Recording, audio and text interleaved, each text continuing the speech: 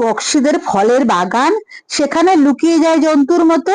মার খেয়েছে বিস্তর, জাম খেয়েছে আরো অনেক বেশি। বাড়ির লোকে বলে, লজ্জা করে না বাঁদর? কেন লজ্জা? বক্সিদের খোড়া ছেলে তো ঠেঙিয়ে ঠেঙিয়ে ফল পারে, ঝুড়ি ভরে নিয়ে যায়। গাছের ডাল যায় ভেঙে, ফল যায় দোলে, লজ্জা করে না?